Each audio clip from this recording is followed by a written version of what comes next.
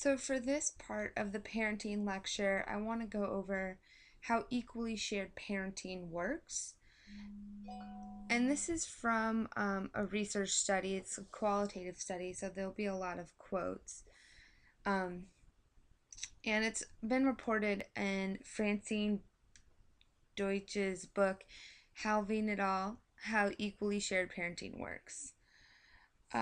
And so to begin this section, I want to actually go through some of the student opinions regarding shared parenting from the Marriage and Family Attitude Survey. One of the questions we asked you guys was to respond to whether you believed there were household chores that were specifically suited for men and others for women. So as you can see, looking at the class data, some of you agreed and strongly agreed, was a little bit lower. Not sure, again, pretty low. And then a large majority of the class either disagreed or strongly disagreed with this statement. And so that's kind of suggestive of you guys having the opinion that there are not sex-specific household chores. We also asked you to respond to the question, if a child gets sick and the wife works, the husband should be just as willing to stay home from work and take care of the child. And so again, the class overwhelmingly agreed with this statement, with strongly agreeing or agreeing being the most common responses. Not sure and disagree and strongly disagree were a much lower frequency. And so it kind of seems like this class, the opinions of the class, tend to espouse more egalitarian attitudes, and that spouses or couples or parents should share parenting and other housework responsibilities.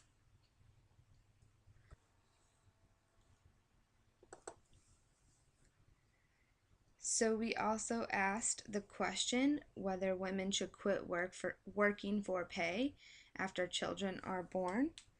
And again, the majority of the class disagreed or strongly disagreed. So when you look at that, it's about 91% of the class, of those who answered the survey, did not think women should quit working for pay after children are born. Or at least shouldn't have to. And then, a much smaller percentage, 0% strongly agreed, and then only about 3% agreed with this statement, with about 6%. We also asked the question, if a mother of young children works, it should be only while the family needs the money. And so again, still a large portion of the class disagreed or strongly disagreed with this statement, with a much smaller percentage of students strongly agreeing or being not sure.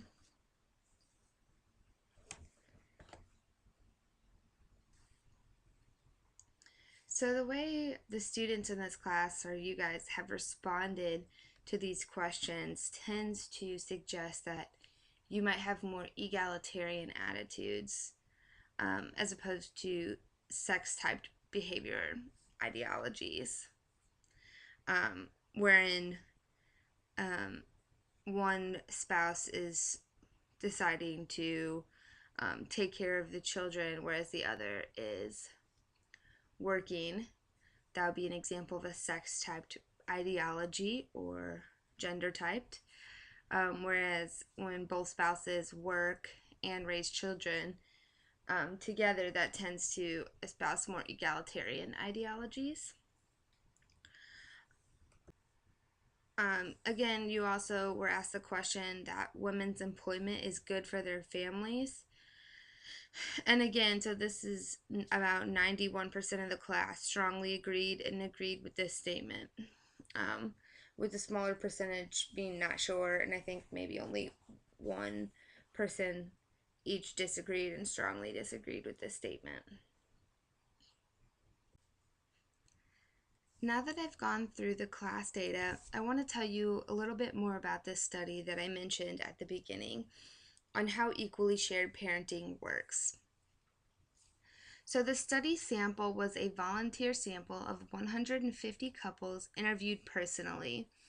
And this means that we'll get some really rich qualitative data or see some quotes about how these families actually talked about some of these issues.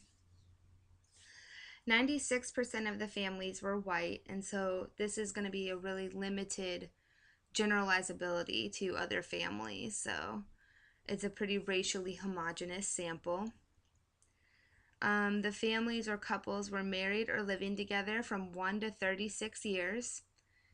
They had 2 children on average. Both spouses were working outside the home. And the sample also overrepresents upper and middle class and well-educated participants. So again, further limiting the generalizability to other families. But almost 50% of the families in this sample had graduate degrees and 25% had graduated from college. And so that's a pretty high percentage of samples to have these upper level degrees. And so I want to read pages 1 to 3 in this book for you guys so you get a good kind of sense of how the families make decisions, and then we'll go into some more details. I will post these 3 pages on Blackboard too, so you can read them yourself if you want.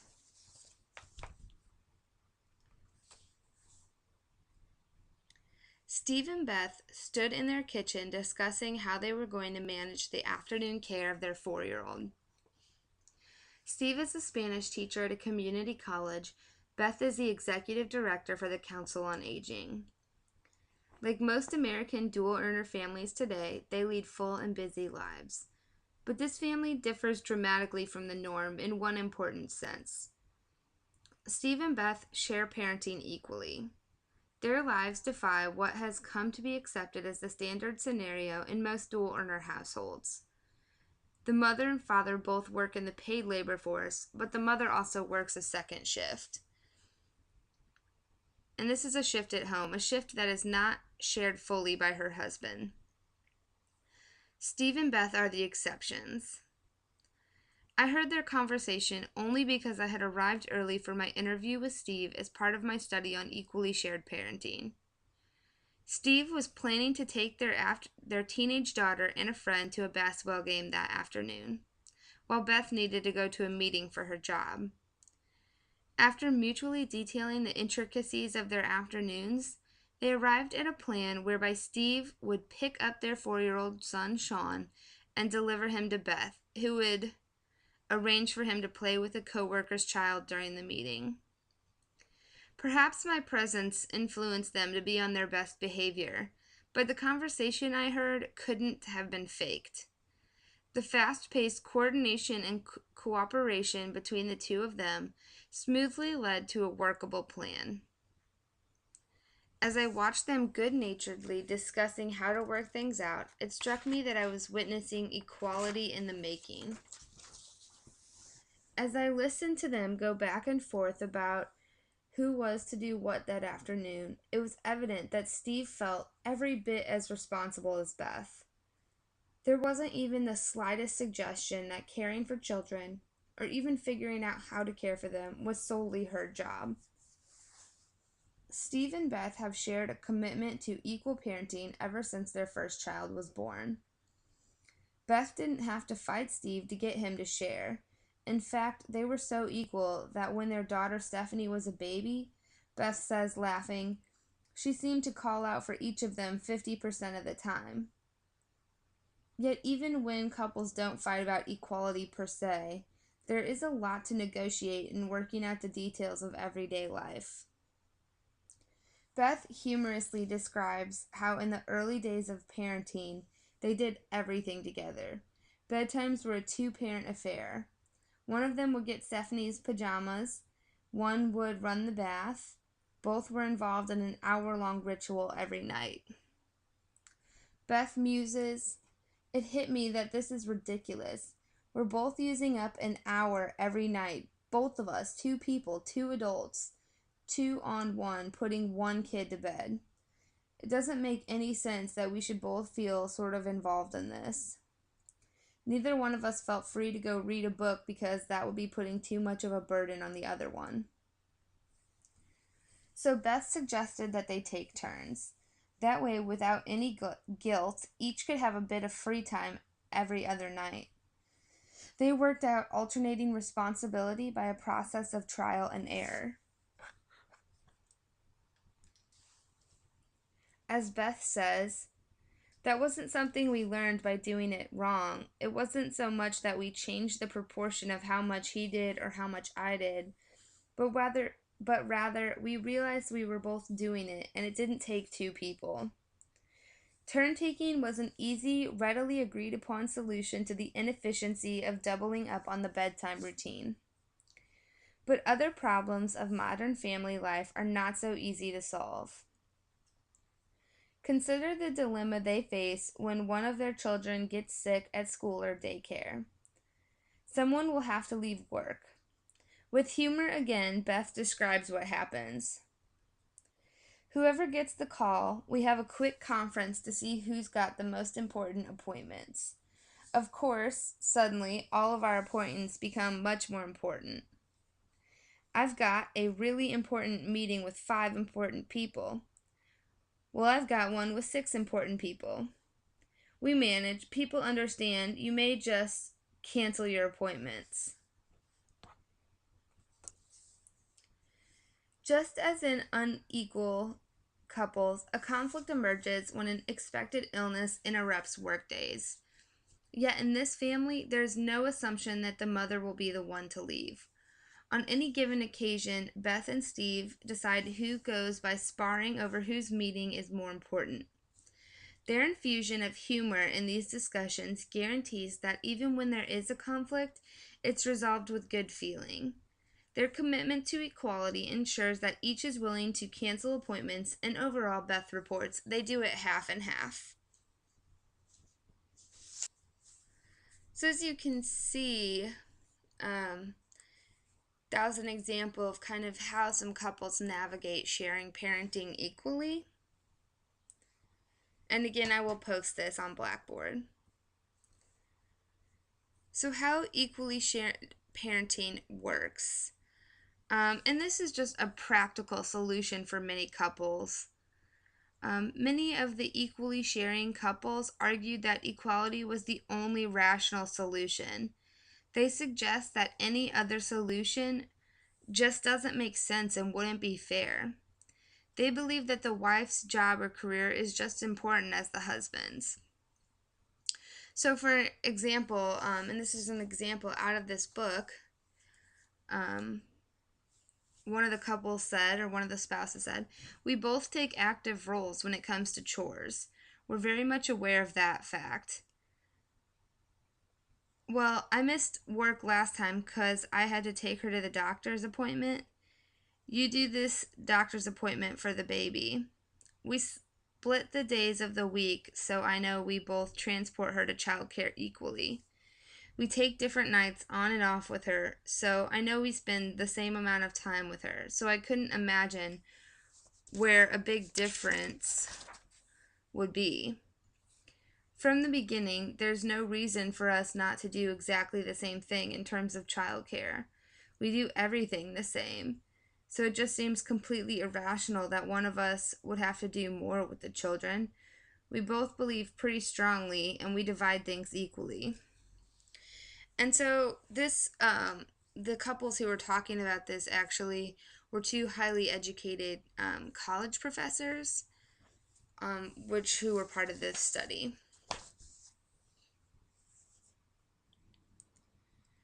The nature of the marriage and husband's respect and love for the wife, I think, is another contributor in equally shared parenting.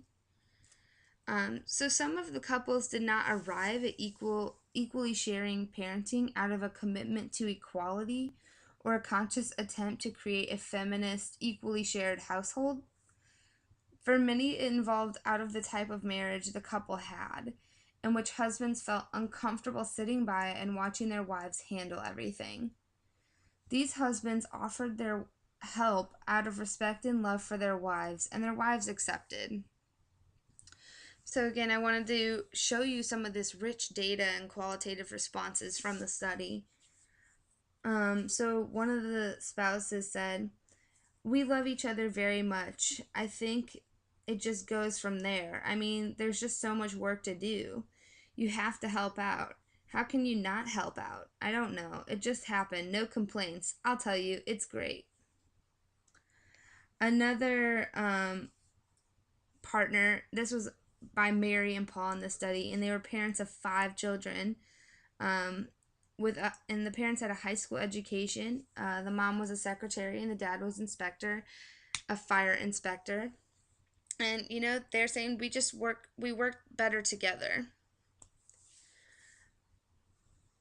Another example from the study is, when asked what he gains personally from sharing the work equally, Paul, who was the fire inspector, says, "Time with my wife. I mean, it's not much time, but whatever time there is in the evening, if one of us had to do everything, then we wouldn't have the time together. I enjoy spending time with my wife too, as well as with the kids. It's crazy sometimes, crazy most days, but I love my life." Guarding against gatekeeping was another theme in these parents' interviews. So the couples acknowledged how easy it would be to slip into an unequal division of childcare, especially favoring the husband, meaning the wives would be working more. But husbands and wives expressed an awareness of this and worked hard not to let it happen. Some fathers spoke of wanting to be the kind of father that their father wasn't, and acknowledged how easy it would be to slip into those roles. For example, one husband talked about a typical scenario that he and his wife worked to avoid. The mom says, "I'm exhausted. I'm going to take a shower. You take care of the baby." He, the dad, comes in and says, "He's pooped." Wife says, "Change the diaper." "Well, I don't know how." "Well, they're underneath there. You open it up and you clean them off." If the father hesitates, the moment is right for the mother to give up. She gets out of the shower dripping wet and says, "Here, I'll do it." And it is very easy for the dad to disappear if he is so inclined. If the father is scared of the child or ambivalent, I can imagine situations where mothers make it very easy for dads to disappear. And so you can see, like, some of these families understand how these gatekeeping and disengaging behaviors can happen and actively work to avoid them. Daniel goes on to recount how his wife would scrutinize how he packed the children's lunches. Instead of giving up and disappearing, Daniel fought back, and he was willing to admit to his wife how her checking up on him affected him. So he stated, "You're making me feel very inadequate, and it's important for me to feel like I'm doing a good job. And when somebody is checking up on me, I'm not feeling like I'm doing a good job." So his wife was able to admit that she was a worrier and that control was at the heart of their struggle. And so again, to continue to have equally shared parenting, it's important to work together and guard against these gatekeeping behaviors. Communication is also really important. So in traditional families, it was clear who was going to tend to the children, but today's couples must negotiate that as well as the demands of their workplace. So talking allows couples to sort through various ways to manage things. Negotiation and renegotiation as work demands and childcare needs change over time are necessary. And so I don't have a specific quote or example for this, but if you think about what I read in those first 3 pages, that those partners, Beth and Steve, had to negotiate with each other how to handle a child's illness or how to negotiate um, their child care when they both had responsibilities and meetings.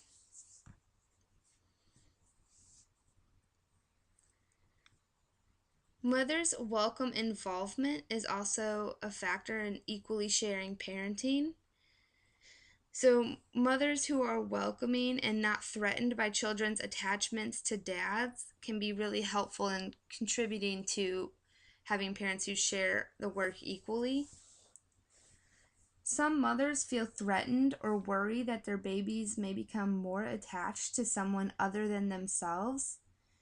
Equally sharing mothers embrace their husband's involvement and see it as an imperative good for their children. They are secure in their relationship with their children and want the children's fathers to be as well. For example, I think it is wonderful if he loves his father. It doesn't bother me. He seems to go through mommy and daddy phases. For a couple of weeks, it is my mommy everything. And then for a couple of weeks, it's daddy, daddy everything. I realize that it goes back and forth. He's not permanently attached to one more than the other. And so you can see that mothers who encourage and welcome their fathers' involvement in childcare, it also helps with that sharing parenting. And also mothers' entitlement. So again, wives who expect and accept nothing less than an involved father tend to have those expectations met more often than wives who don't expect that. So Daniel says, I couldn't get away with it with Janet. She would hand me the baby and head out the door. I guess I'm amazed that wives let their husbands get away with it. The wife, Janet, suggests that she thought about all of this in selecting a partner and wouldn't have married someone who she perceived as unresponsive. She says, how can I be in a relationship with someone that says, yes, you can work all day long and then do all those things for the rest of the family? It's just not fair. It doesn't show any respect for the other person. And so you can see there's some really important factors that are at play in the couple's relationships that influence how they can share parenting. And again, this is just one type of division. Not all families share parenting equally. But it's, really interesting to hear the experiences of couples who do. So that's the end of this parenting lecture.